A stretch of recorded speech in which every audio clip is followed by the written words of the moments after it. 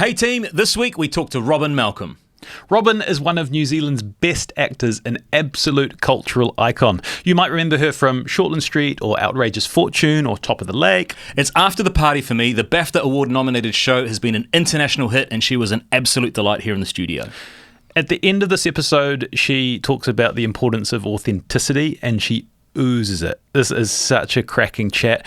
She drops the C-bomb more times than any guest in Between Two Beers history, and we are here from it. You are going to love this one. This episode is brought to you by TAB. Got a hunch? Download the TAB app and get your bet on. Robyn Malcolm, welcome to Between Two Beers. Thank you. Thank you. We are super excited to have you in studio today. Yesterday we were in here as well, and I think in preparation for you coming in, we started talking about Shortland Street because that's where we saw you first. Natural place to land. And we got to the and I was wanting to bring you in on that. Like, who watches Shortland Street these days? Like, are you still connected to it in any way? Do you watch Shortland Street these days? Fuck knows. I don't know. I met a couple of people in Liverpool who watch it. Wow. Go figure. It's what I do know, I think, is that it's still huge in Fiji. So if anyone Shanti. That was Shanti. If anyone ever says to me, you know, I know you from Shortland Street, it's usually because they've been watching it in Fiji. Really? Do you still get Alan Crozier? A little bit. Not a lot now, but occasionally. It usually not from Kiwis, weirdly. Right. Are they more Cheryl West? I think so. Yeah, they are. They are. And, I mean, I left in 1999 and I've never watched it since, which is I don't want to be insulting to the show at all, but when you've lived it for 5 years, it's the last place you want to go to. It's like going back and spending a few hours every day with your ex. It's like, why would you, you know? A couple of people that we've had on said, like, it was just so fast-paced, the way that it was filmed and things, like it was a whirlwind. Was it? I think Shortland Street's fantastic because it really is a case of what you put in is what you get out. Like, you can go in there and you can cut corners and you can cheat. You can do actor cheating and you can, what we would call, phone it in. You can learn your lines or not and you can smash through it in a day and get the material out and no one will really notice. Or you can really use it as your own private drama school. And one of the things I always used to say about it is that there's an improvisational quality to it, which could wind directors up. But if you go in there thinking, I'm going to play, I'm going to push myself, I'm going to take a risk in this scene, or I'm going to try this or try that or try that, you can learn a lot because it's, you know how they say it takes 10,000 hours to make an expert or whatever. I mean, Shortland Street, for a lot of people, that's your 10,000 hours, and you can waste it. You can bullshit your way through those 10,000 hours, or you can throw yourself into it and become a better actor. And you can tell the people that do and the people that don't, you know. And so I really valued it. But I don't watch it anymore. No, God, no. No. Oh, that's what I said. I didn't know anyone that did. My guess was plus 55ers that kind of grew up watching it through and have maybe never left it alone. I would be fascinated to know what the demographic is. And it's only 3 nights a week now. Because also it's, it's, as the young ones say, it's live TV. Like, no one watches live TV anymore. No one. Stephen hammers it for Seamus. Except for me in the 6 o'clock news. Watches linear news. Yeah, which I still, I know you're off that band. I know you're off that bandwagon. I dabble. But anyway, we're into punishing chat early. We've got so much to cover. So we spoke to a lot of friends and colleagues and family in this one. One of the themes that come up is that recently you had a pretty epic 60th birthday celebration, which was a combined 21st birthday party for your son Charlie. Mm-hmm. Can you tell us about that? Well, I haven't had a party in a long time. Like, I used to, I had a house on a quarter acre section out on the North Shore for years, and it was this big place that I could pack lots of people into, and this was sort of pre-kids, and I used to love having big parties and dinner parties and stuff. And then since I moved into the city, I've just never done that, and I've been out of the city so much. So I'd sort of got to the point, I think, over the last few years where, you know, that thing where you're like, oh, I don't know then anyone would come. I just feel like I've been out of that whole social scene for such a long time, and you know, you get all a bit insecure about it. But my oldest son, Charlie, hates parties. He's never been a party goer. He doesn't. He's fantastic. He's like, I can't stand them. I don't understand why people go. I like sitting around a table and having good conversation with 2 or 3 people. Why on earth would I go to a party where everyone's pissed? That's it. Not interested. Gene. And I really respect him for that, because he's a young fella and he's just like not interested. But he was about to turn 21. And so I said to him, if I want to celebrate your 21st, but if we do a combined, would you be okay with that? You know, because I'll take the heat, because I'm an actress and I'll take any attention that I can get, you know. And he was like, oh, yeah, okay, all right. And so we did it. And I sent out loads of invites, and everybody came. Yeah, I bet they bloody did. I bet they bloody did, yeah. And it was so fantastic, like all these people that I hadn't seen in 10, 15 years, because everyone in that sort of 40 to 60 age bracket were all having kids. You know, life gets smaller in one way and bigger in another, and they were suddenly all back out reconnecting with everybody. And so many people just said to me, oh, I just hadn't been in a group of people like that in such a long time, and I'm going to have a 60th too, and I'm going to have it. And I was just so delighted by that. I think we tried people's patience with speeches. Yeah, there were I wondered. a fuck ton of speeches. I wondered about that. Yeah, my father. Because they've got to double up a lot of them, right? Yeah, you can't leave Charlie out and just focus on you. No, even if you don't know Charlie. I know. And I'm sure you're great as well, mate. I mean, I took the I have to say I did. Oh, well, I justified it by saying I've been on the planet for a lot longer.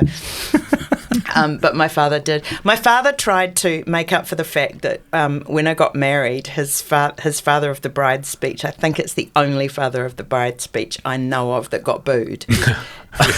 Actually got booed. Wow. Because he's classic old school Kiwi guy, and his way of telling the world that he loves you is to just rip the guts out of you in public as much as possible.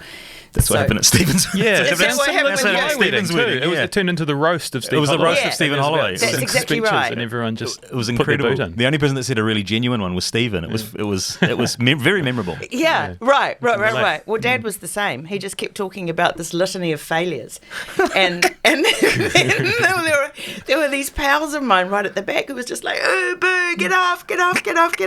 So he tried to make up for that some decades later. Nice. Yeah. Well, you got that to look forward to at your 50th, everyone coming back. And yeah. Did Charlie do the yard? Yeah, I did wonder about that. 21 shots? No, nothing. No, because he's not much of a drinker either. Yeah. That's the other thing that I love about this generation. I mean, I know some of them.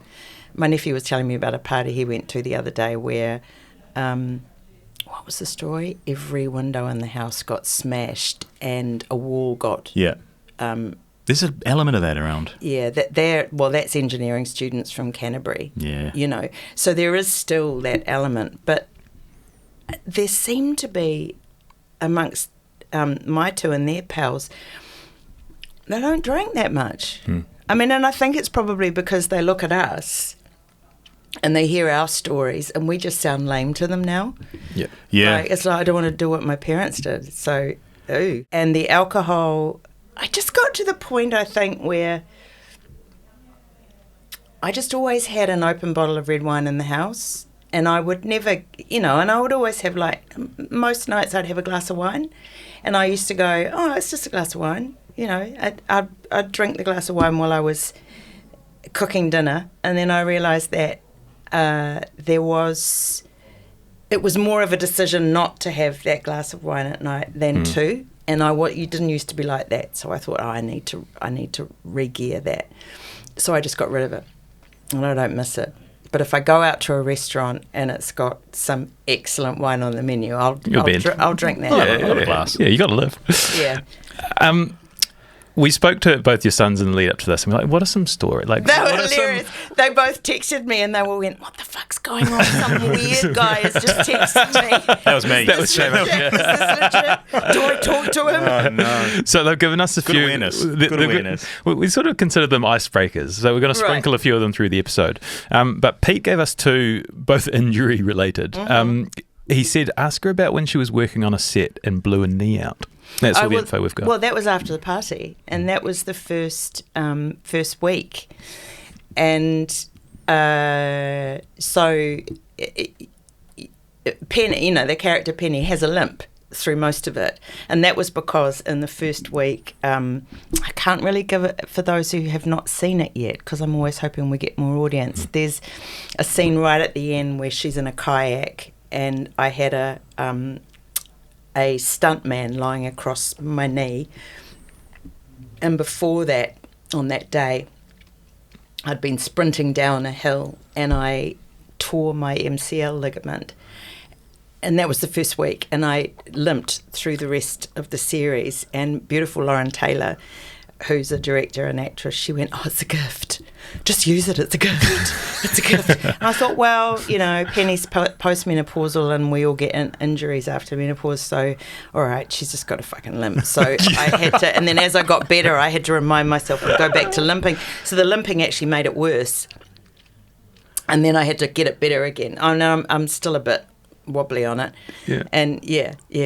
But that's, there was that. And what was the other one? So the other one is ask her about the time she broke her finger when taking the dogs out for a walk. Oh yeah, gross. Have you seen that picture? Yeah, I have. It's horrendous. It's horrendous. So that one there, when I just had Tara, and actually now I don't think I would have dealt with it in the same way. I was still a new dog owner, really. Like Tara was about 1.5 years, and we went to Meola Reef, and I haven't been back to Meola.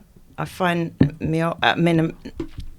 it's a good park, but it's built on a dump, and the dogs get sick, and there are more dog fights there than anywhere, I think. Anyway, this big dog came at my dog, and she freaked out, and I put my hand in her collar like that, and she started to twist. And she corkscrewed my middle finger, and I was trying to hold on to her while I was kicking this other dog in the face. It was a big dog. Yeah. And I remember this moment where I thought, fuck, my finger's going to rip off. She's going to rip my finger. And I pulled it out, and from there, it just went boing, boing, boing, boing, boing. It was wet, and I was like, oh! And Charlie yelled at me and said, be still, I want to take a photo. So I had to stand there while he took pictures. Yeah. And then this guy, he was miles away on his phone and didn't see it happening. And I went off at him because I was this poor guy. I mean, just innocent bystander. Yeah, he was an innocent bystander, but he also was an irresponsible dog owner. Yeah. I was like, you motherfucking cunt! You fucking cunt! You fucking it's his dog. Yeah, it was his dog. Sorry, I thought you were like wanting him to call for help or something. No, it was his dog, and I just screamed at him. This poor man. Well, not this poor man. And so this finger just, and it's never come right. Yeah, but it ended up on Instagram before I knew what had happened, because that's what happens now. Anything happens in your life and it ends up on Instagram, and that's all Charlie was keen on. Can you imagine this guy, Robyn Malcolm, is just fucking teeing off of him, and it's just like, what has happened? I've done that a few times. Yeah. Can I just pause there for a second, because I watched an interview that you did, and you dropped a C-bomb in the first 5 minutes, and I was watching it in prep for this, and I was thinking, nice and relatable. I'm really looking forward to this chat, and I feel like the characters you play versus the person that you actually are, there's kind of a difference between the two, and I'm really looking forward. I'm really glad I've met this version of Robyn, and looking forward to seeing more of her as we progress this conversation, because it's really real. Well, the C-bomb is an interesting one. There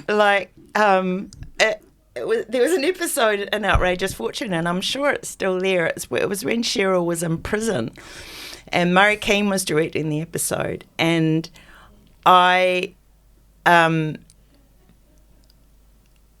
remember the line, but it had the word cunt in it. And, I added that word and I said, can I do that? And Murray went, yeah, why not? She's in prison. And I think... Did it make it? Yeah, it accidentally made it. And then they got fined because they broke the... But you see, because I spend quite a lot of my life in Glasgow now... Oh, yeah, that's And that word is every day flying around. It's poetry over there. It can be used in any way. Like it's not just an insult. Like the one I love is Peter said to me years and years ago. He was walking along the street and there was a woman leaning over a pram. And there was like a little kid in the pram and she was smoking a cigarette and the cigarette was out here. And as he walked past, he heard her going, who's a chicky wee cunt? Who's a chicky wee cunt? I mean, what's not to love? Yeah, it's good. Poetry. It's good. What's not to love? Good. Oh, strong start, I Robyn. love it. Okay, we're going to do a bit of a sort of this is your life. So I want to take you back to Ashburton. And I sort of want to understand what it was like growing up in your house, because what I understand, your dad was a maths teacher, became a principal. Mum was a counsellor, 3 sisters. How do you reflect on? How did that shape you? How do you reflect on that childhood? Well, the first 9 years was in Motueka, so we were up in sort of hippie land. Yeah, smaller. Yeah, smaller, and that I remember.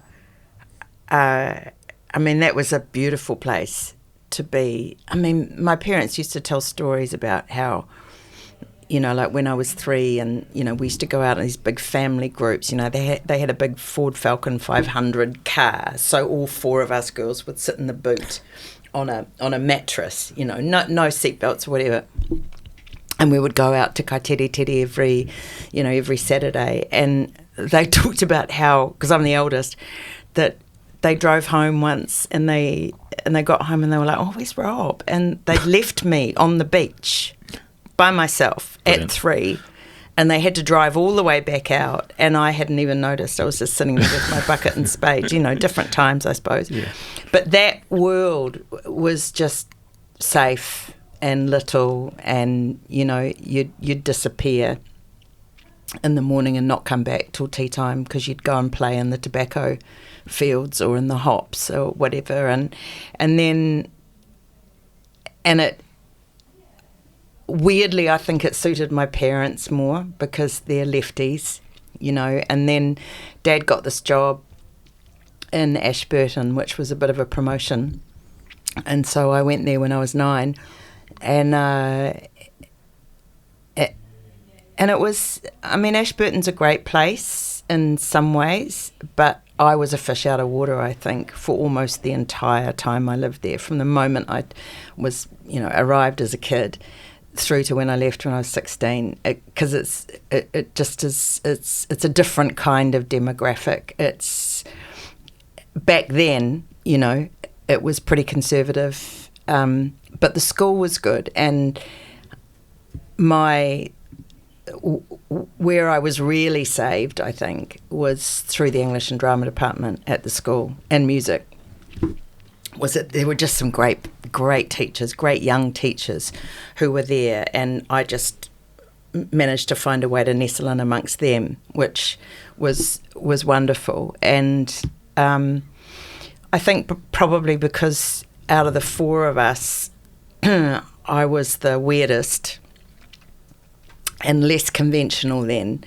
I just didn't fit in quite so well, whereas my other sisters were super sporty, and or Jo was at least, and so they kind of found their way a bit more easily. Like my memories of Ashburton are like, at 14, walking across the rugby field carrying my cello, being chased by boys. And just being terrified, like not quite knowing it. I was geeky.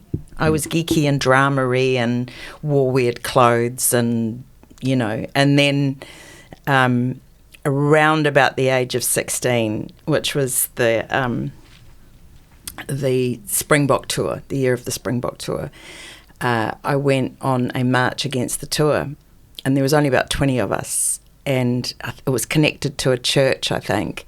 and I got hit in the head with a clod of dirt, and someone yelled something, and I remember thinking, I got to get out of here. This is not, And my father had put his name in the paper as someone who, a sort of a local known person, because he was by then the associate principal, and he put his name in the paper against the tour, and people rang up the school and said, we're going to take our kid out of the school because of this guy's political views, And so when I left at the age of 16, and I remember going into my parents and saying, I'm leaving school, and they went, yeah, I think that's a good idea. I said, I'm also leaving Ashburton, and they went, yeah, that's a good idea. It'd be better for everybody if you left. Yeah. So really lovely childhood in lots of ways, because we're a good classic Kiwi family, and we learned, Dad took us skiing every weekend. We used to drive up to Mount Hutt in the big old Ford Falcon 500, and we have to stop halfway up to jam snow in the carburetor because the car was... And I learned to ski on wooden skis, and, that's that side of it. But, and my mum... This is my favourite story about my mother. I'm so interested in women of that generation, and more so now when I look back. Like, they came up through the feminist movement of the 60s, and particularly people like my mum, who put her own career aside to be a wife and mother. Really clever woman, and for many, many years was housewife and mother to 4 kids. And I said to her not long ago, I said, I don't know how you did it. How did you do it? Like, there's so many wonderful things about being a mum, but it's also, it's mind-numbing sometimes. I mean, how did you do it? 4 kids, and you were... And she said, why do you think I bottled so many fucking peaches to the national program? And I remember that she used to... It was in the days when there wasn't an open plan kitchen, the way we have now. It was closed off, and she used to shut the doors, and the national program would go right up, and she would be making jams and bottling peaches and making chutneys, and it was her way of having brain time for herself. It's like a coping mechanism. It was a coping mechanism, and I remember that really keenly. It was like, what? It was like it was for her sanity, And there were so many women at that time who were doing similar things, or they were having their sherry over the garden fence at 4:00, and it's amazing to me now, because, I mean, what was that, 50 years ago, 45 years ago? It's not something that women experience anymore. There's been such a huge change, and we've got a long way to go still. But my memory of growing up, I guess the most interesting thing to me now is watching the journey of my mother, weirdly. Like, I remember she went to the National Women's Convention in 1971, where Germaine Greer spoke, and she came back and she was high as a kite. It freaked my father out big time, because she used the word fuck nonstop every set. It was like you could see this kind of liberated, crazy woman, and then she was off on marches. I've got these great pictures of her in the Ashburton Square with a loud hailer, and it was all about... it was around sort of Marilyn Waring time and equal pay for women and all the rest of it. And you could see... there was this tension in her, because there was a rage growing in her, but she was also a committed housewife and mother. And how do you pull those two things apart? And the older I get, the more fascinated I become at that period in history for women, because for me it was a real sort of battlefront, if that makes sense. So I'm finding my childhood in Ashburton more interesting looking back at now than I did when I was living it, I think. Totally. If that makes sense. Yeah, big time. Yeah. Like, it's hearing you talk about it now, you can understand it makes more sense to me seeing what you do and how you do it these days, given those influences in those formative years. Yeah. The anger, it's interesting. I was thinking about it a lot when I was in Liverpool, because there's a whole fashion in Liverpool at the moment with the young women where it's like tight, short skirts. Everyone's got lips out to here and cheeks out to here and tits out to here and eyelashes out to here.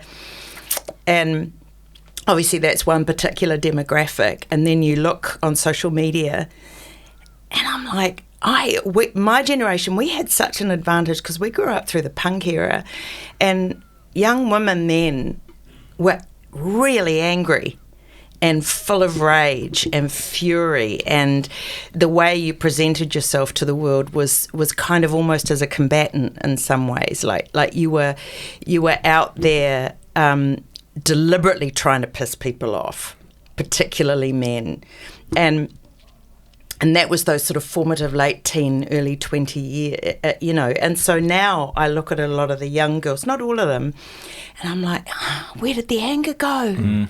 Come on. Like I felt like we were part of something in the 80s, and it seems to have just disappeared again, which is to me a real shame. That's really fascinating insights, and it's like it is the wider you zoom out, and I guess the more experience and the more of the world you see, and you start to try to make sense of how everything fit together and what the past looks like, and how you've got to where you are now as well. Like reverse engineering, like the journey that you've been on. That's right, and I view the sort of the anger that started to develop, I guess, when I was 15, 16, is still part of what motivates me now. Yeah, that makes total sense. To continue on the sort of the journey sort of out of Ashburton, I want to sort of build into acting, but you're also huge into music, right? Like music was a fundamental part of your sort of teenage years. And I heard you were a nightclub singer. Like, was that kind of like the late teenage years? Like, what was that? No, that was when I was at school. It was all classical music, way more than drama. So I played the cello, I played the piano. I was in orchestras. I was in string quartets. I was in classical choirs. So I had classical singing lessons.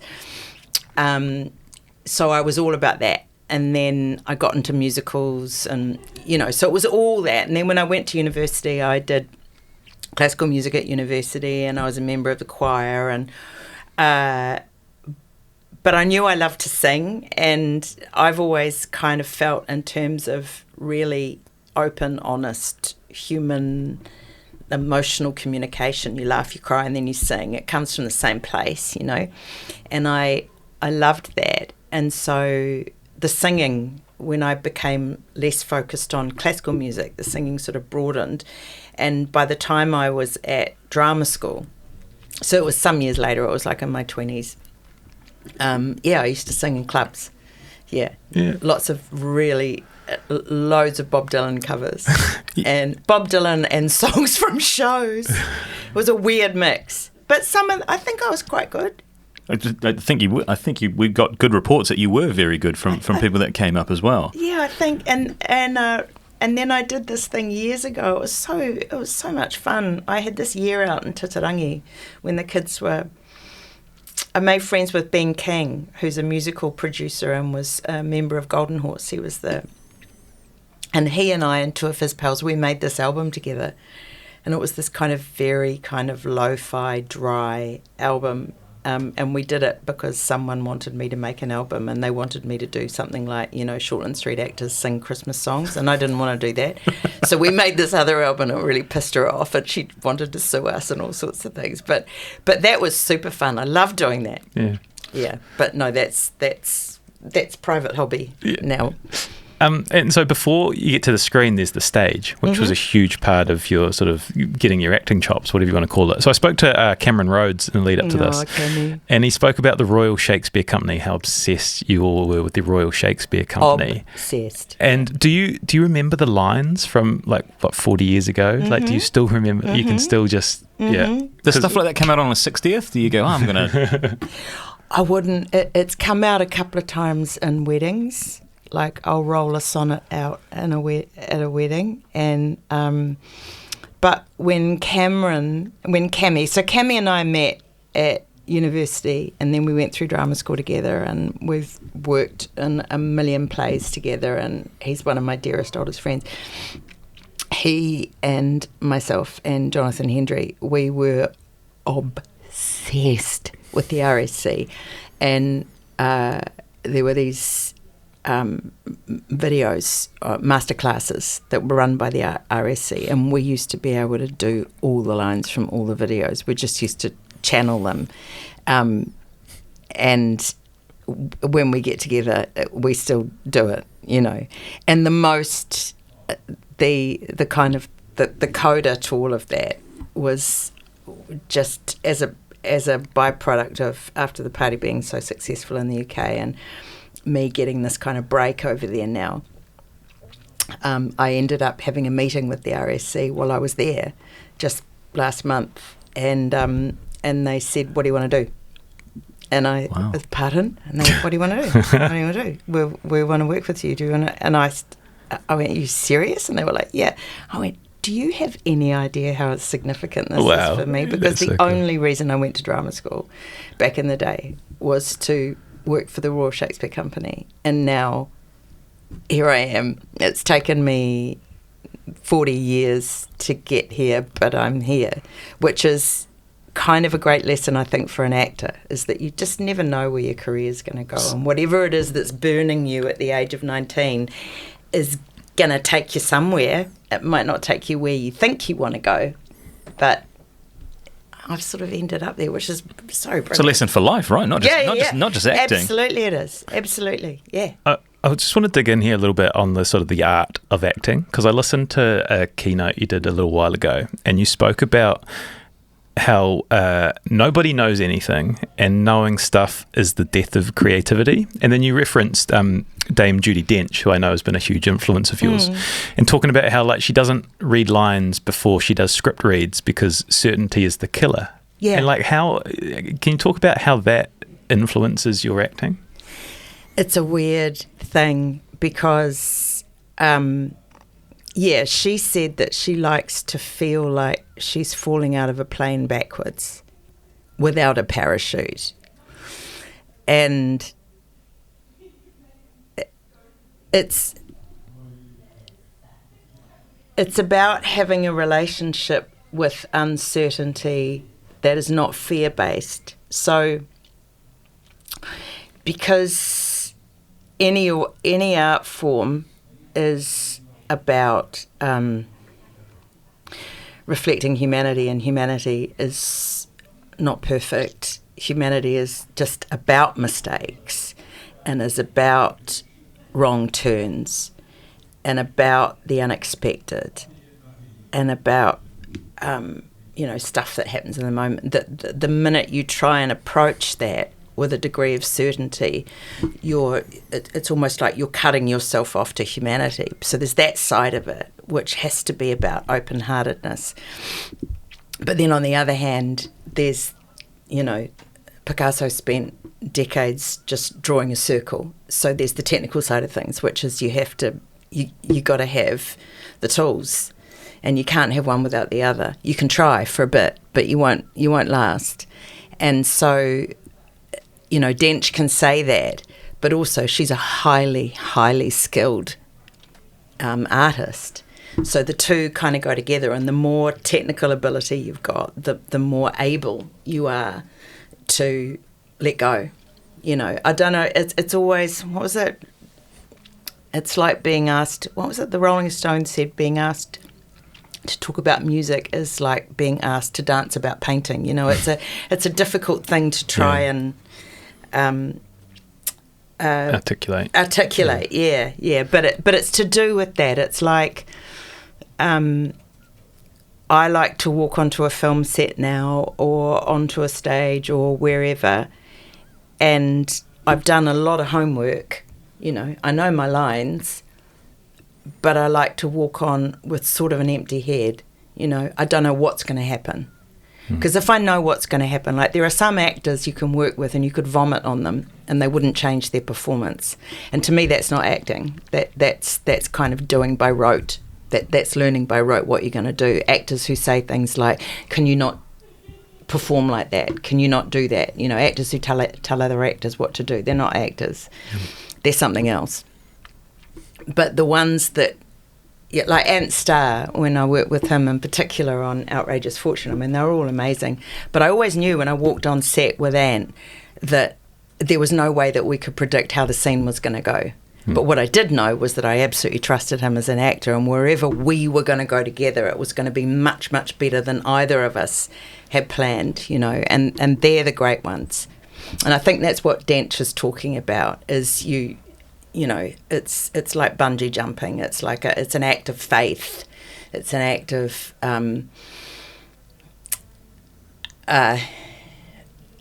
just letting yourself fall and, you know, and trusting your script and trusting the other actors and trusting the director and trusting the stage or the set that you're on and everything else. But the camera in particular loves it when you do that. You know, both my sons are sort of flirting with the idea of being actors right now, and I'm always, you know, we go back and we look at auditions, and I'm like, you see that bit when you forgot your lines? You see that bit when you mucked it up? That's the most interesting bit in the audition, not the bits when you thought you got it right. Really? That's fascinating. Yeah. Did you get some advice from Jane Campion kind of around that same Yes, I did. that same idea Exactly at the top that. of the lake? What was it that she said to you? Oh, she just said this beautiful, beautiful thing, which is pretty much what I've just said then. She, it was my first day on set, and I just met Peter, and we were doing a scene together, and I was an overacting car crash, a major car crash. Like, I had a silly walk. You've done your knee again, haven't you? Yeah, I done my knee again.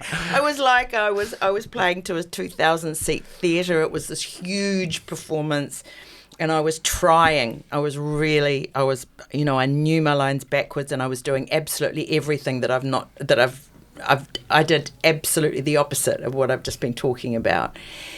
And Jane came up to me and she put her hand on my forearm and she said very quietly, she said, you know, I already love you. And I went, what? And she went, I already love you. She said, I know you can act. I love how you act. You don't need to show me. Just give me you. Just be you. Be you. Trust the sky. Trust the ground. Trust your script. Trust him. And just give me you. And I then got highly emotional. And I went, yeah, but that's the most difficult thing to ask any actor, because the reason why we become actors is because we don't want to be us, you know. And she went, yeah, that's the courage of it, isn't it? And it taught me, you know, I was 46, 47, and it was an amazing lesson. I've never forgotten it. I'm grateful to her for many things, because that was a phenomenal experience and a turning point in my professional career. But that thing that she said, I think about it almost every day, I think. Really? I want to build us back up to that. But so you do months or years, I'm not sure the time frame of the stage work, and sort of like you're sharpening your teeth. 5 years. Mm-hmm. And then the Shortland Street window. Like, what happened there? How's the transition? What did that sort of rise into stardom look like? Well, when I was in Wellington, I swore to anyone who would listen that I was never, ever, ever, ever, ever going to live in Auckland, because it was full of spit and glitter. And no one took anything seriously up there, and they were all wankers. And I was only ever going to do stage work, and my journey was to go to the Royal Shakespeare Company. And then my boyfriend and I at the time, we went to Scotland for sort of a year and did a kind of an OE thing. And then I came back, and I had auditioned for Shortland Street the year before and not been cast, and I watched it. And I was a wanker about it. I watched and I just went, oh, it's terrible. I mean, everyone was. I remember when it came out, it was like a thing to pan it. To really pan it, yeah. And then when I got back, they just rang me up and they said, do you want to play this character? And it was based on an audition I'd done 2 years before that. And I went, hell yeah. So begins the hypocrisy. I was like, yes. So I moved to Auckland in a flash. I got my car. Fuck you, Wellington. Yeah, fuck you, Wellington. Wankers. You know, serious political bullshit. I'm all about the glitter now. Give me the glitter. Give me this bit. So I got my car license and we moved to Auckland, and Bruce Phillips, beautiful theatre actor, said to me, buy your house. So at the end of that first year I bought my house, and Te Moera Morrison said, buy it on the street, it's the best street in Auckland. So I did that and became Tim's neighbour.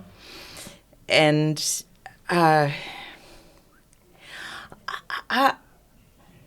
it's a weird thing. I don't really remember the transition from theatre to that sort of notoriety around Shortland Street.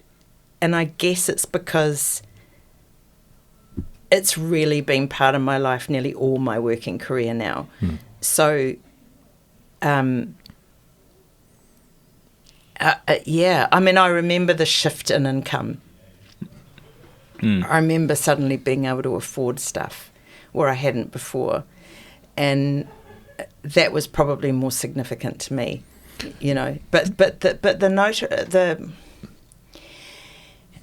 I mean, it was all sort of silly, really. I remember photo shoots and just feeling like an utter knob. I remember one photographer saying to me, I had to wear all these frocks, and she said, crawl across the floor like a tiger. And I looked back at those photographs and I just looked confused and terrified. I mean, you know. Yeah. So I don't... I've told this story before, but it's probably it's the truest thing about that stuff, that, you know, that world is... I was doing a play at the Basement. It was the Silo then in Auckland, and there's one toilet, and it's the public toilet downstairs, and I wasn't the first person on stage, so I would wait until the audience had gone in, the play would start, and I'd rip down and go to the loo. And there's graffiti on the side, and I went down one night, and someone had written... Robyn is amazing and sexy. And I was like, oh, yeah. And it carried me through my night. And I was like, oh, you know, like I was puffed up to fuck. And then the next night I went down and I was still quite puffed up. And someone had scrubbed it out and had written, no, Robyn's fat and slutty. And I pissed myself because I was like, fuck, there it is, right there, right there. You believe that? You got to suck that one up. Yeah. You know, it's all as insignificant as each other, and you have to really not take any of it seriously. This has got to hit you like a wave, right? Because we were talking to the previous guest about like what TV used to look like in the 90s and early 2000s, you know, before the internet, and there was like 2 channels, so everyone was watching Shortland Street and these audiences were huge. So then all of a sudden, are you starting to get recognised everywhere you go out? Like, as you know, you are the main character on Shortland Street, and is that side of it like hard for you to deal with? No, most of the time it's really great. I mean, I remember talking about it with Lynette Forday, who played Grace Kwan, and she used to get this awful racist stuff sometimes when she was walking along the street, like horrendous. And I would always get lovely stuff because I was a white Kiwi, you know, and I was playing a blonde nurse. And at the time, I remember thinking, well, it's great. I mean, imagine going out every day and having someone say, I really love what you do. You know, yeah. You know, it's addictive. It's only when it becomes negative that it starts to hurt. But like the toilet story, if you're gonna take one, you've got to be prepared to take the other. Otherwise, stay right out of it and say no to the interviews and say no to the photographs, and you know, which you can do, I think. And so. I remember feeling really privileged because the audience response is my bread and butter, you know, and the theatre taught me that is if they don't come, then you don't have a job. So I remember having a friend once yelling at a bunch of people, like so rudely. She'd had a bit too much to drink, I think, and because there were a bunch of people who'd come up to ask for autographs, and she did this weird, get away from her. And I was like, shut the fuck up. These people are why I'm here. Don't you dare. So every time I see, celebs being assholes or whatever, I'm like, nah, that's... you've got it right round the wrong way. I mean, when things got nasty around the Hobbit dispute and when I sort of used to stick my neck out politically a bit more and I would get abuse, that was tougher. But again, you have to go, oh, well, I'm putting myself out there. There were times when, I went through a period where I had quite a severe breakdown and I was, I'd be in my car, weeping away, and you'd clock someone's, that's not easy. But again, I don't know, I just figure that it's easier to be open and honest than not, if that makes sense. Yeah. So even then you're like, okay, why is it terrible that someone's seeing me cry in my car? It's probably not, because we all cry in our car at some point. So I'm a bit shruggy about it now, I have to say. Yeah. We spoke to both your sons, as we mentioned, and I sort of asked them what are the most interesting chapters of your life or career to talk about, and they both said your journey of being a solo mum. Oh. And Charlie, I want to read you what Charlie said. He said, she's unbelievably strong and capable. She was a solo mum working in the film industry, which is an incredibly challenging industry, and she was able to work her way around anything and figure it out. It's quite an incredible skill, and I've never seen anyone else do it quite like her. No matter what's going on in her life, she finds a way through absolutely anything and everything. And I was hoping we could sort of dive into sort of timestamp perhaps where this is at its height. So Outrageous Fortune first aired in 2005, and its first 2 years as it was getting established, you had 2 young kids and you were raising them by yourself, and you were doing this huge hit show. Yeah. Can you take us to there? I don't actually remember it to be Shortland Street, not Shortland Street, Outrageous Fortune saved my bacon in many ways because it gave me an income all the way through that. My marriage ended when I was about 7 months pregnant with Pete, and I had a year-old kid. So I was right in the,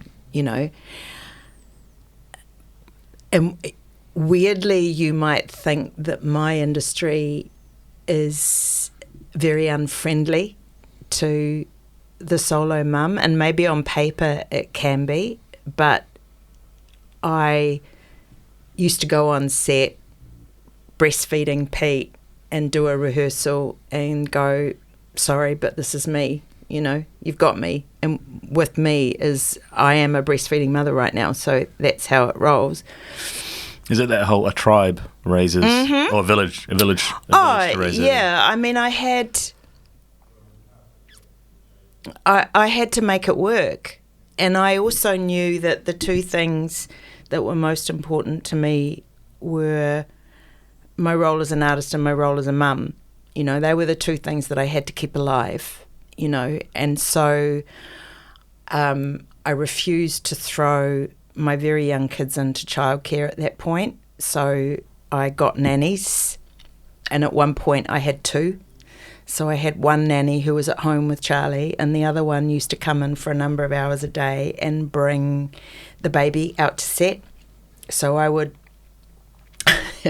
I would get up at 4:30 in the morning, and I would pump milk, put it in the fridge, and then at about 5:30, I had one live-in nanny, and then the other one would turn up, and she would turn up about 9. I would be already at work from about 6:30.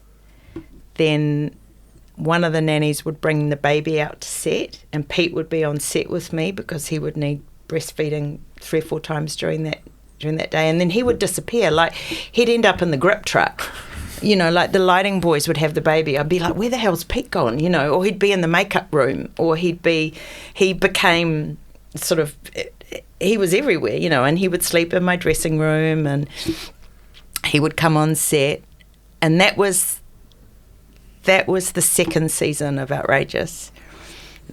And then as the years went on, I went back to one nanny, and then as the kids got older, they went to kindy, and so I just sort of cut my cloth. But what I do remember is that first year when I was trying to work out a divorce and it was all pretty gnarly, I was functioning on about 3 hours sleep a night, and I actually don't really remember it because all I was doing was...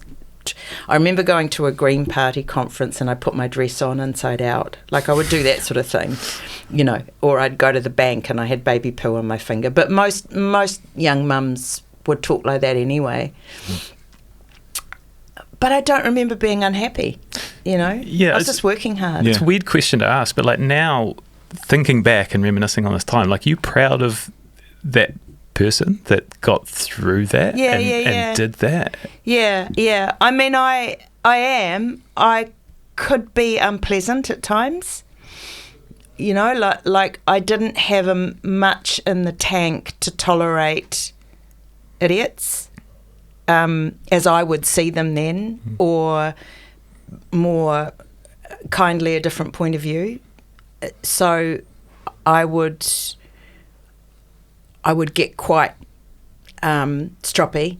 Weirdly, did that play into the character? Yeah. I mean, I think the two things that got me through was being Cheryl, because Cheryl was such a powerhouse that I could put her shoes on every day, even if I'd only had 3 hours sleep, and I could be this role play, this stroppy, tough, that I kind of wasn't, or I didn't imagine myself to be. I mean, it's so lovely hearing what Charlie's said, but we were very different. I remember doing a speech once, and this woman came up to me, I think I was in Balclutha, and she came up to me afterwards and she said, you seem really nice. You seem like such a nice person, but I kind of like the other one better. And I went, what do you mean the other one? She went, Cheryl. I was like, well, I do too.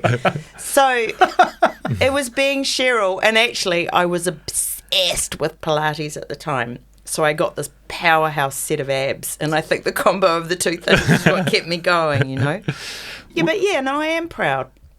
Yeah. Overall. Yeah. Yeah, I find it really cool that both of your sons have highlighted that part of your everything you've done as one of the most interesting chapters. And the other thing was chatting to Pete. I was like, what's your relationship like with your mum? And he said that he'd been studying away from home for 2 years, and you talk pretty much every day. Yeah, we do. Like, that's goals, right? Yeah. He rings me up. I ring him, and we just sort of chew the fat. My ex-husband spoke at our party at our 60th 21st, and he said this really cool thing. He said, it's a real goal when your kids actually just want to hang out, that they like you're a person that they're quite happy to sit on the couch with and just muck about and talk shit with, and we both, as separated parents, we both have that with our boys, and actually weirdly with our boys' friends, like I live, Charlie and his girlfriend Sarah live with me in my house because I love their company, but also it's great for me when I go away because they look after the dogs and the cat. And Pete's got this ridiculous collection of friends, like this. He's got a close personal group of friends, and there's about 20 of them. It's hilarious, and they're just all such gorgeous people, and I love hanging out with them. And so Petey and I, he's studying film at Vic, and he's also in a band, and one of those cool Wellington bands, and so he's always sending me stuff that they're doing, and so that sort of grief that you think you might feel when they leave home. And that was intense. You realise you don't have to feel that grief because they're still there and they're still in your life and they still want to be in your life. They're not running from you, which maybe used to happen generations before, where you had to get out from underneath the sort of the shackles of your parental control. I mean, I was very... I think I knew where to be, like a solid boundaried parent, but I also knew what not to sweat. And there was a lot of stuff that I used to just not worry about. And again, I think that's solo parenting. You just go, I haven't got time to worry about that as well. Yeah. Knock yourself out. Do what you need to, You mentioned that they both might be interested in following in your footsteps into the industry. Is that right? Yeah. And it's interesting because I did that classic thing that parents, particularly parents who are in this industry, do, where you go, oh, no. And then my partner said to me, why are you doing that? Why do you feel bad about that? It's the best job in the world. Don't you love the people in your industry? And I went, yeah. And he said, so why would you not want your kids to be part of that? And it's a truth. It's a truth. So, at the moment, what's useful for both of them is that they have someone like me and also Peter saying stuff to them like, get used to rejection because that'll be your primary experience. And it doesn't matter how much you want it may not happen. It's very unpredictable. You could get a career break next month, or you mightn't get it till you're 50. And are you prepared to live with that uncertainty? Because it requires a certain amount of zen to live with that. And so I'm just... I figure my view is that everybody should try and be an actor at least once in their lives, because you learn so much about yourself when you do it. It's a tricky journey into your own heart and soul, because it's the job of an artist, I think. And so I'm quite happy for them to be exploring that at the moment, yeah. My job here is path chatter, so I'm going to keep pulling us through. Sorry, I told you I go on like a it's really good. Just pull me back. No, it's really good, Robyn. Like, this is so good. It's my postmenopausal ADD. I've decided I just randomly go off all over the show. No, there's two parts of it. There's the solo mum as outrageous as growing, but then there's the show itself. And I'm interested in like when you start to realise you're onto a real winner. Like, is it season 1? You're starting to hear that the audiences are there and they sort of commission season 2 and then the snowball keeps rolling? Or like, when did you realise you had something special? Probably when season 2 went to air, because we got a bit of a kicking at the end of season 1. I mean, I've always loved it and I've kept it. Dinah Witchell, who was the fiendishly scary reviewer for The Listener, she ripped us to pieces at the end of season 1, and then I can't remember when, maybe it was season 4, she wrote this piece where she answered her own review, and she went, she basically said, I was wrong. This is a great show. I think I remember seeing 2 episodes. It was episodes 3 and 4 of season 1, because you always shoot second and third episode before you shoot the first one, so it doesn't look like the worst episode, I suppose. And I burst into tears and went, this is shit, this is terrible, no one's going to like it. I rang the producer, Mike Smith, and sobbed to him on the phone for about 40 minutes and just went, this is just blah, blah, blah.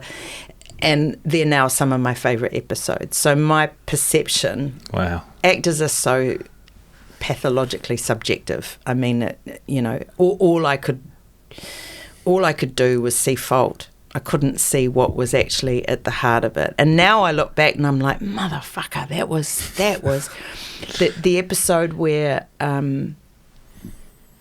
which one is it? It's the one where Wolf goes into prison and Ant's doing some glorious stuff as Van, and it's low budget. It looks low budget. It's dated in terms of its production values, but it's really good. And I couldn't see that.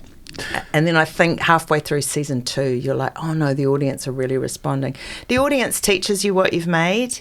It's really hard. And again, the theatre taught me that, is that you can rehearse all you like, and then you put it on stage and you have a live audience in front of you. And if they laugh or cry, you start to feel what you've got. If they sit there and they're bored and they leave, you know you've got a piece of shit, you know. As she's talking, are you resonating with the podcast? Massively. I was thinking exactly Massively. the same, as like sometimes we'll go away and think, I don't know if we quite nailed that or fucked it up, and then the response from the audience will be, that was amazing. Yeah, like, right. Whoa. Yeah. You're so in it yourself. Yeah. You need the external. Yeah, it's the space.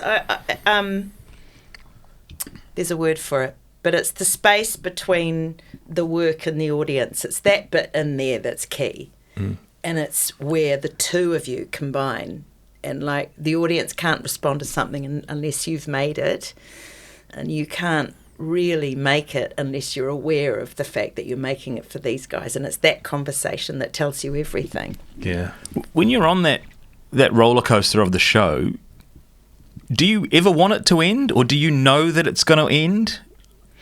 Do you know what I mean? Like, does it become fatigue and like I need to do something else now, even if it is still really resonating with that audience? By season 5, I really needed it to end. Yeah, I was done. Yeah, I mean, actors are quite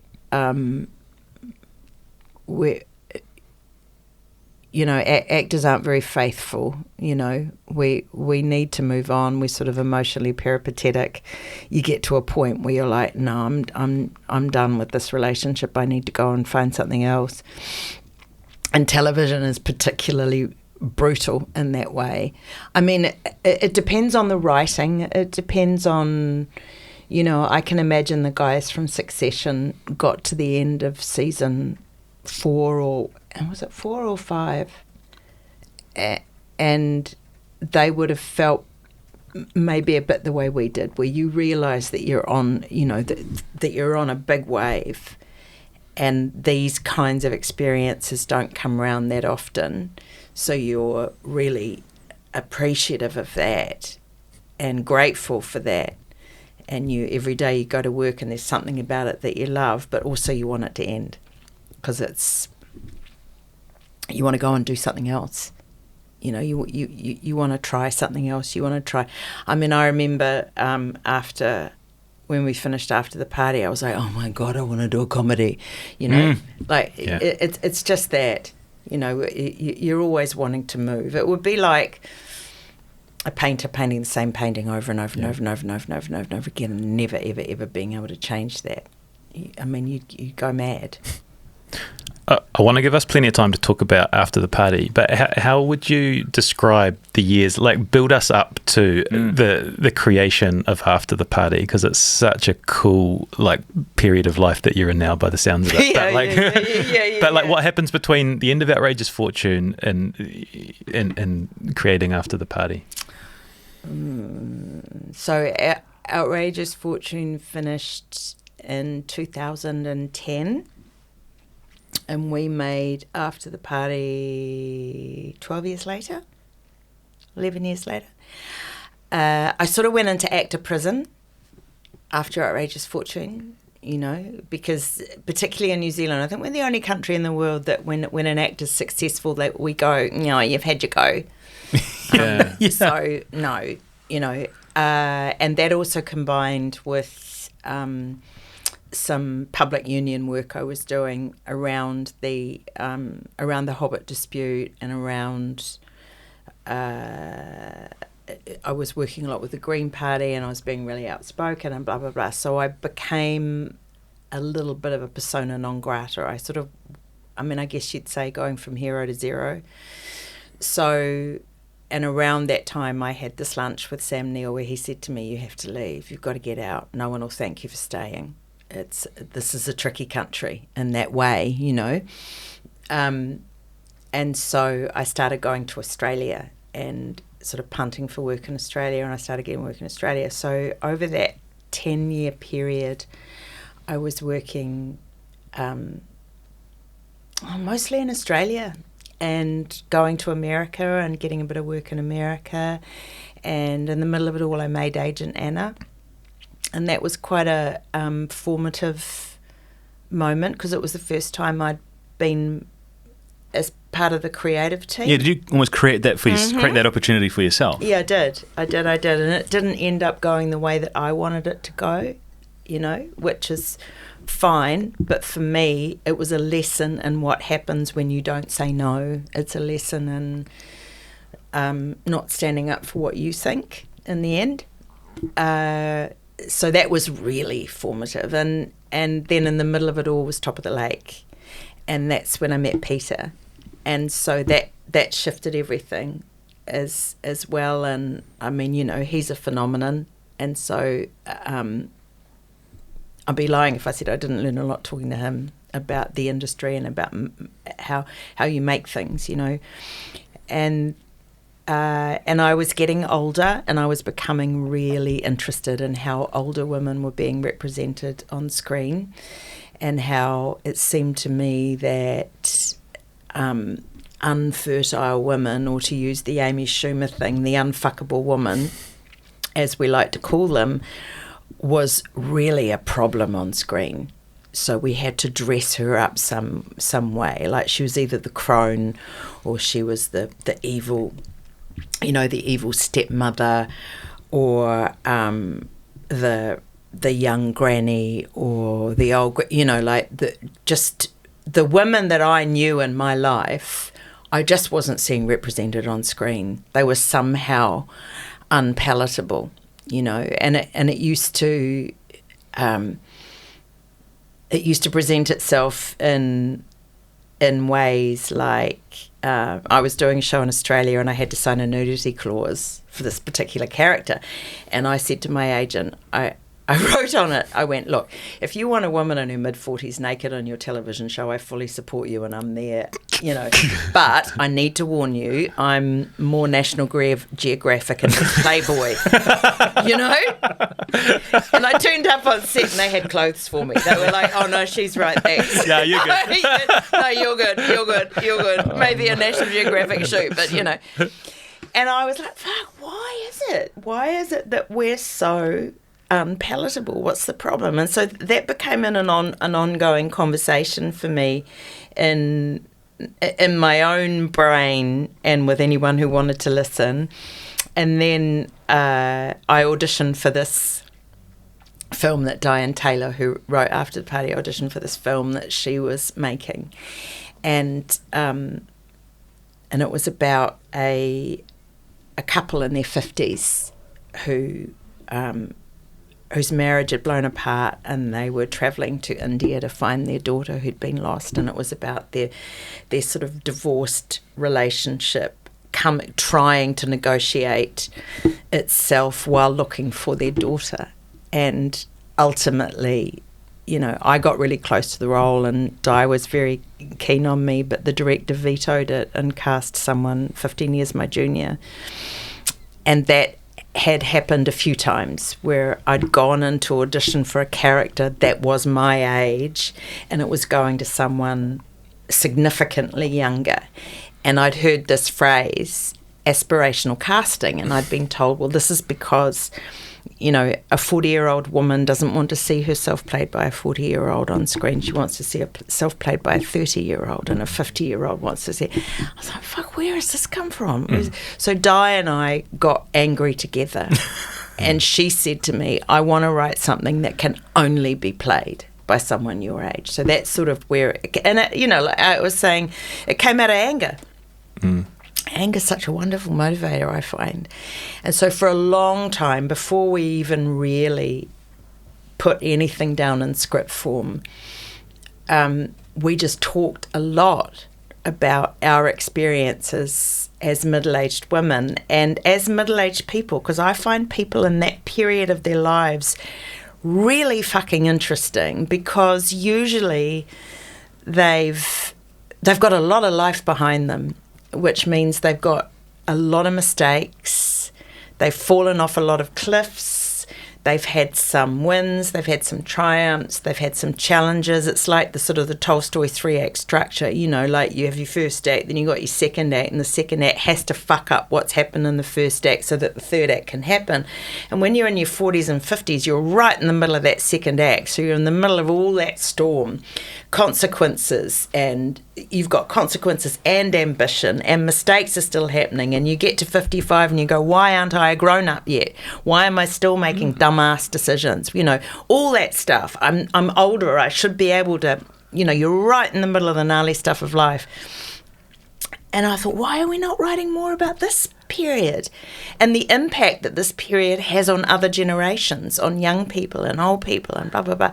So it's sort of, we must have talked for 6 months about all that before we even began a story. I'm smiling because what you're describing is exactly the experience I had as a viewer watching after the party. Brilliant. It's like, I'm so happy about that. It's so interesting thinking about what you're saying and having viewed it and gone, that's exactly right. Because the experience I had was like of being frustrated with your character and the thing, going, how's she not got this together? Yeah.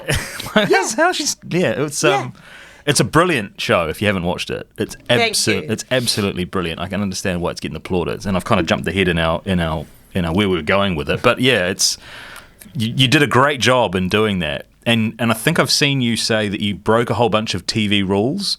Yeah. In terms of, and I'm thinking back to the nudity kind of piece as well, and the sex scene in there. Sorry, spoiler alert. And the sex scene in there as well is like it's not what you'd expect in terms of that playing out. And it was it's crunchy to watch. It's crunchy to watch. Yeah, but we were.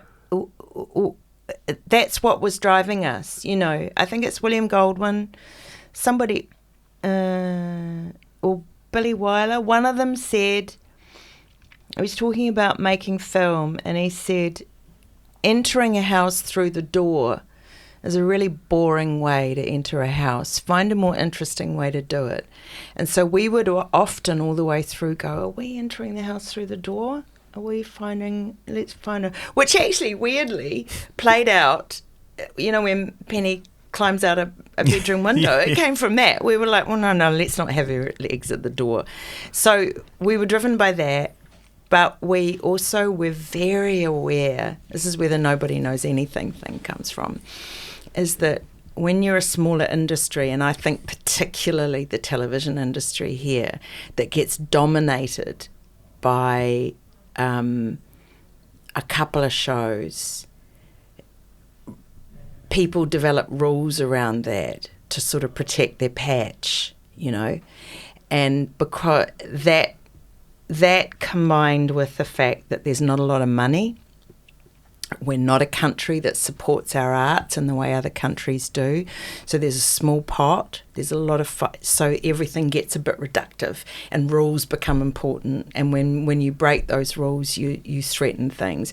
I think in film it's more easily done here because films are just, they're a one-off, the budgets are smaller on the whole, unless you're Peter Jackson. But in television in particular, I think things just got really crunchy there. And Di had not written television before, which I saw as a huge advantage, which is no slight against all the highly skilled television writers there are here, because there's a lot of them and they're amazing. But Di had a whole other way of approaching.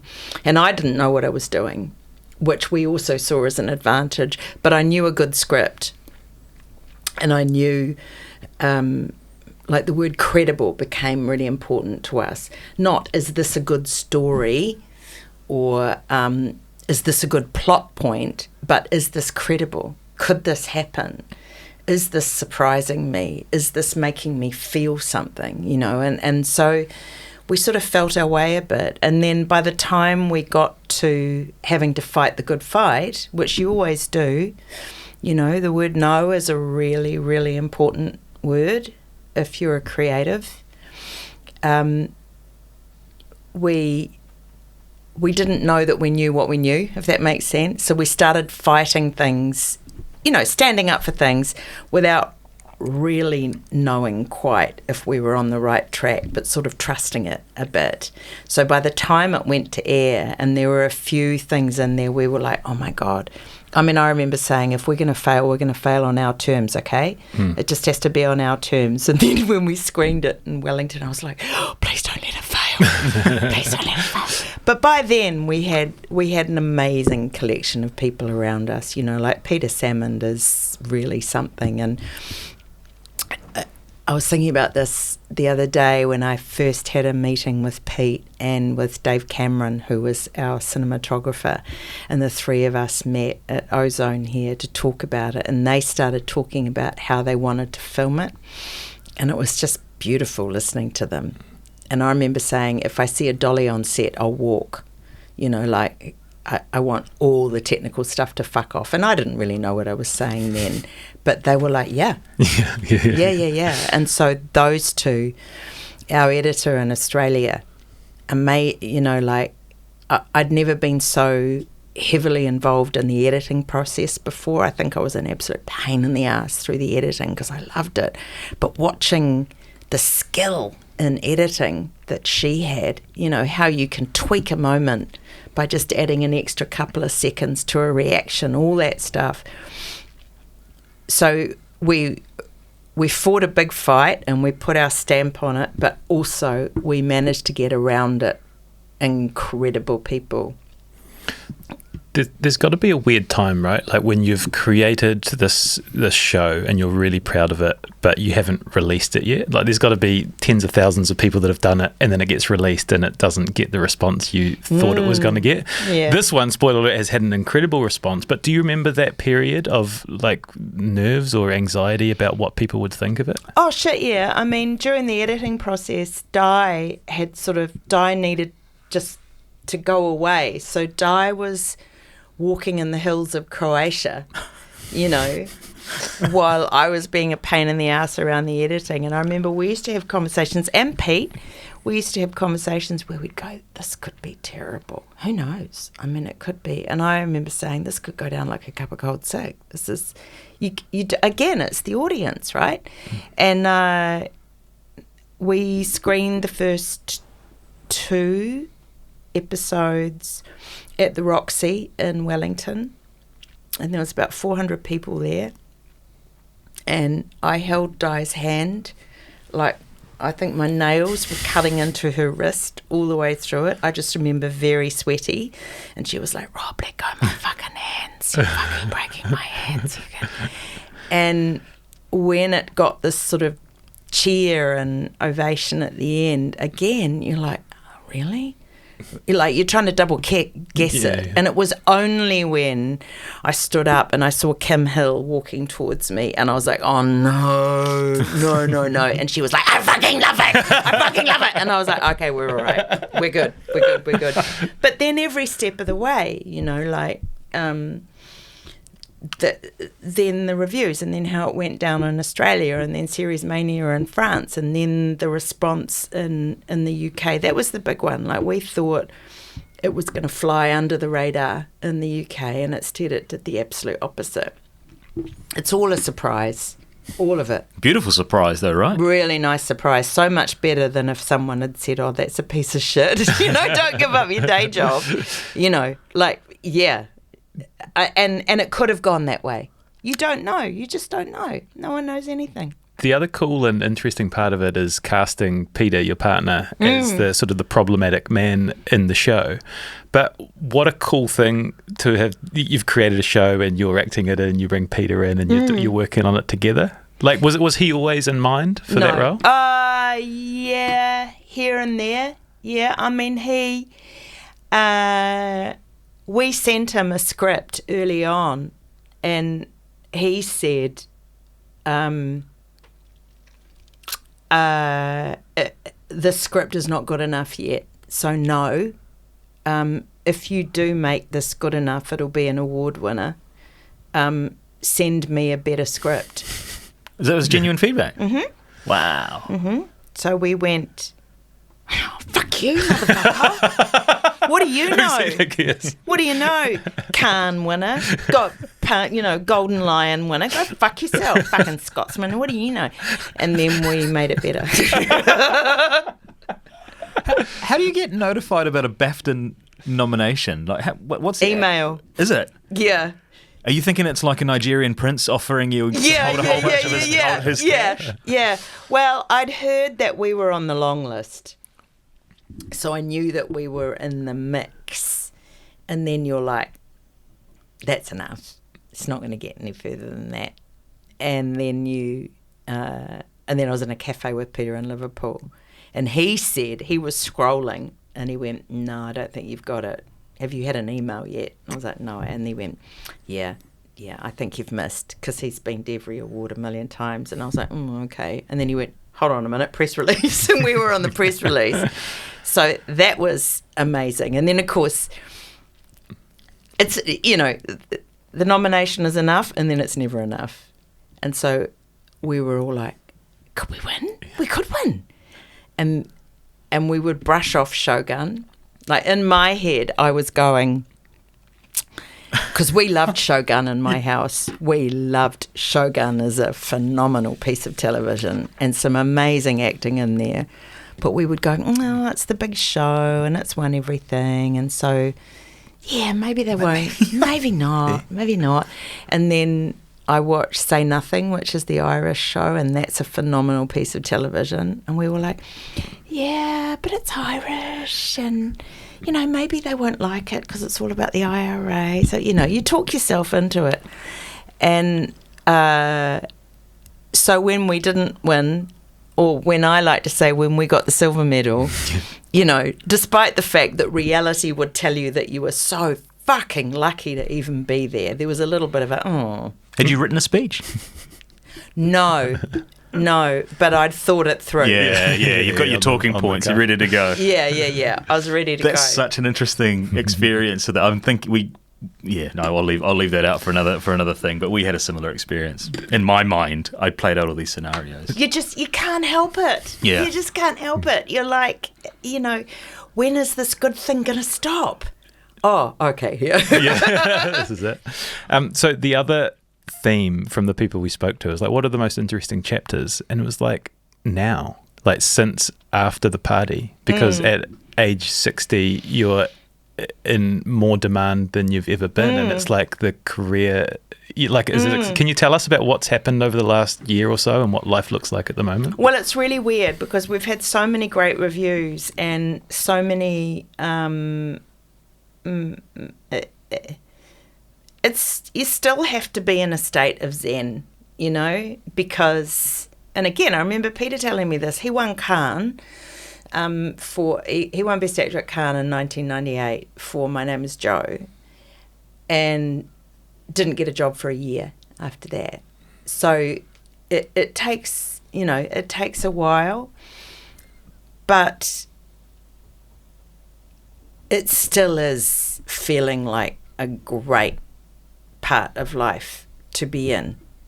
It feels like, and again, it could all take a U-turn tomorrow, and there's nothing you can rely on. But what feels great is being 60, giving less of a fuck about the things that I should never have given a fuck about.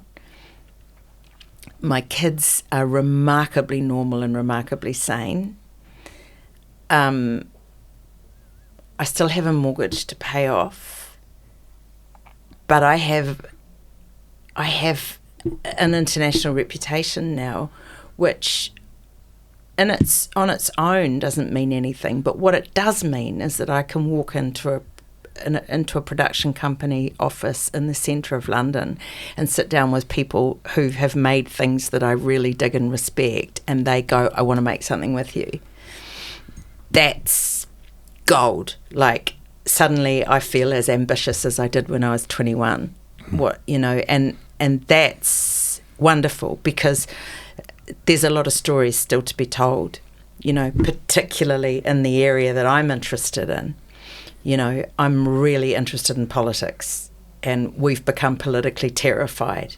so many people are so frightened politically right now because of they're putting a foot wrong, not getting into America. I saw that wonderful thing yesterday. I mean, I know they overstepped, but kneecap, you know, the Irish, when they said, if it's a choice between saying what I think and fucking America off, then America can get fucked. And I was like, oh my God, thank God for you. It may be foolish. You may look back on that comment foolishly later, but you're coming from a fearless place, which I really... So I'm driven by that and wanting to help shift things a bit here.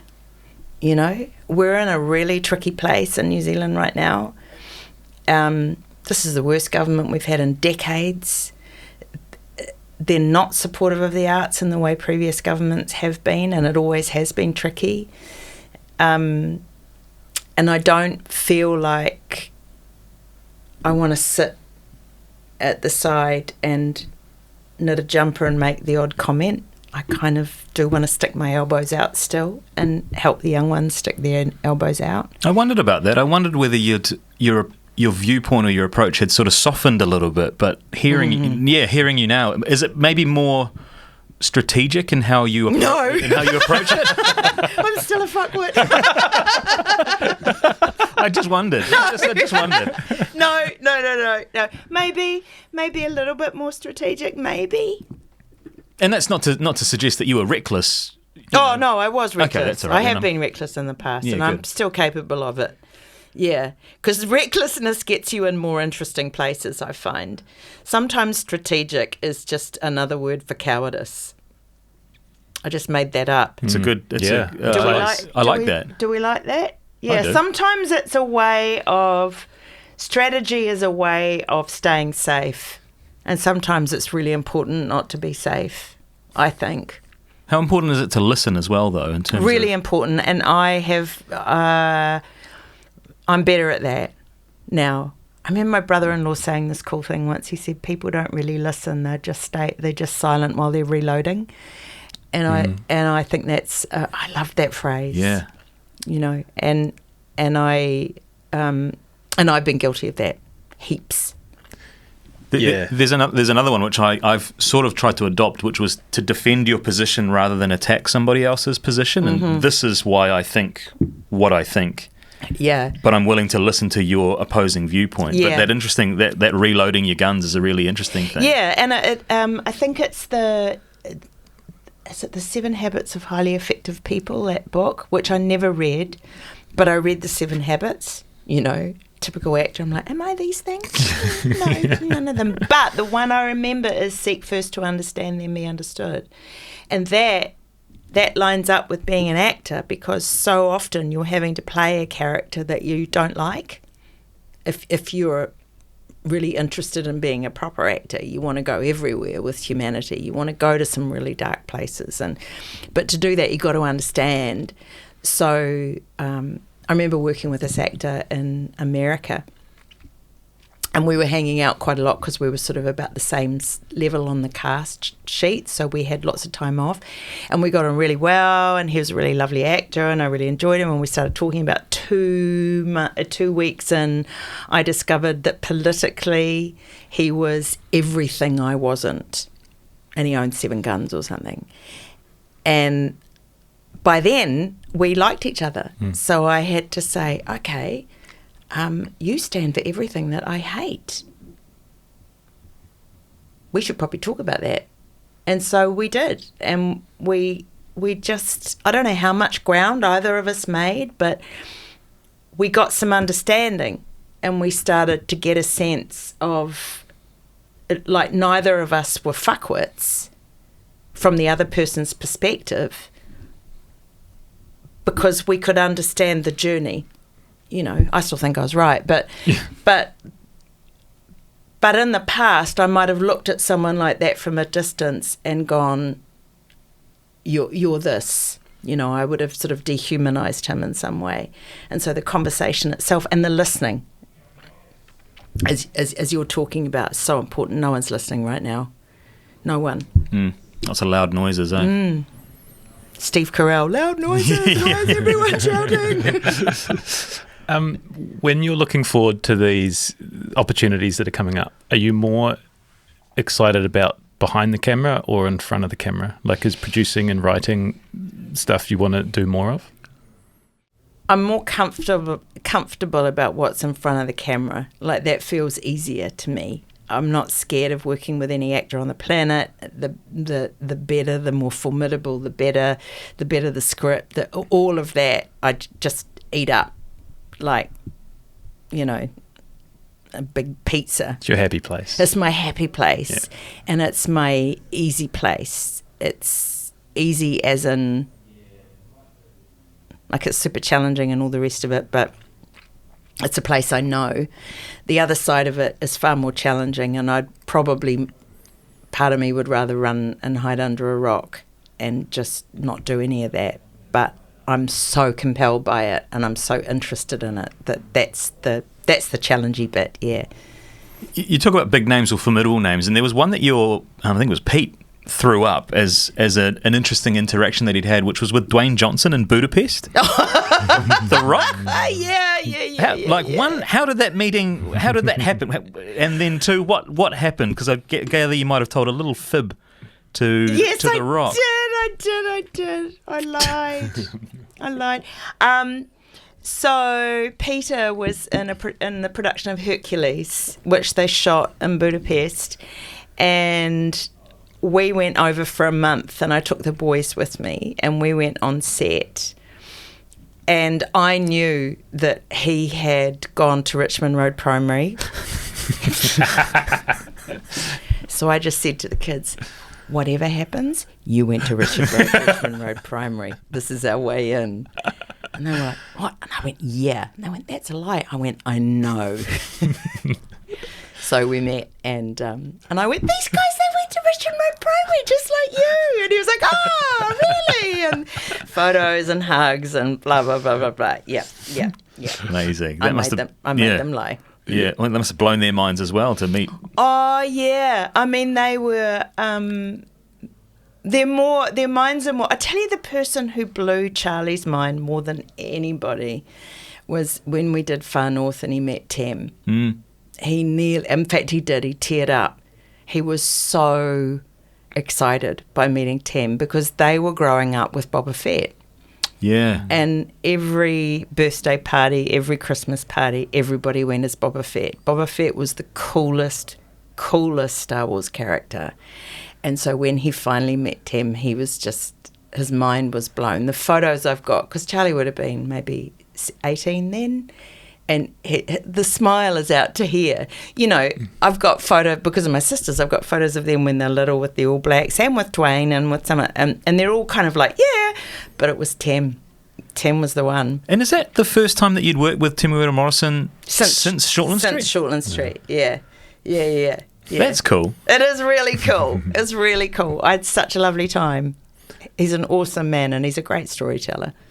Yeah, he'll be a good podcast guest one day. Hell yes. You think I talk. You get Tem on. Get him telling stories. So good. This has been such a cool chat. I'm going to bring us down on the home straight. But I know we've only just met, but it seems like you're in a really good place. And I've seen like the sort of the anxiety documentary, and I know there's been difficult times. Is that, is what we're seeing outwardly, are you in a really good place right now? Yeah, I think so, yeah. I mean, it's always, I think somewhere along the line, you work out that happy is not your goal. It's part of something, but authenticity is your goal. Somehow learning how to stand in your own boots on this planet is your kind of goal. And I worked that out somewhere over the last couple of decades, like properly, like not just from a book, and so I feel like that's probably where I am now, which doesn't mean that I'm not going to get my head blown off tomorrow for some fucking stupid thing that I've done, but I feel more authentically me, I guess. You ooze it. Yeah. Man, you ooze it. Authenticity. Oozes it. You are. Well, Yeah. the thing I find, and I've worked this out recently, the people I find so uncomfortable and the ones I can't be around, and I've looked back and I've tolerated it, are people who I know are lying. Not necessarily telling a lie like we told to Dwayne Johnson, but people who are not giving me who they are. And I run a mile now. I'm like, I don't want you in my world. Not because you're not a nice person, but because I can't trust it. I can't trust it. And if I feel like that about other people, then I sort of feel that way about myself. I know when I'm bullshitting. So, you're lying cunt. Go work it out, Anything else for you, Shay? Nah, man, this has been an amazing conversation. Really? I'm so sorry. I do go around in circles a lot. No, Robyn, trust me. This was a cracker. You know that thing. I said this to Charlie, and I said this to your friend Emily as well. I was like, I really want the conversation to go really well when you come in today. Yeah. And I feel like it was a little bit like the Jane Campion thing, where I wanted it to work so bad, but I really wanted to just get you and who you are, and I feel like we've captured that today. Oh, well, I felt so comfortable. I love that you talked to Emily. I love that woman so much. Have you read her book? I haven't read her book. Read her book. Okay. Jesus. Okay. Yeah. Yeah. As young men, read her book. Yeah, oh, thank you. Young is Anyway, very kind. Plugging Em's book. But again, just going back to that thing of not liking inauthentic people, you two are exactly the kind of people that I like talking to, because I don't feel like I'm being tricked. Yeah, well... Yeah. That's so cool to hear. Yes. We just want to be invited around for a roast lamb. Sorry, I gather it's not on the menu anymore. No, so. but I tell you what, I do a mean dal. Ah, I do a really You've got me good- back. You've got me back then. Yeah, and we're also, Sarah and I are working on vegan sausage rolls, because the other one that I really miss is the sausage roll. So I'm all about creating the best vegan sausage roll. Well, we look going. forward to being invited to a party with those Next elements. year, the 61st /22nd. Thanks so much, Robyn. Thank you.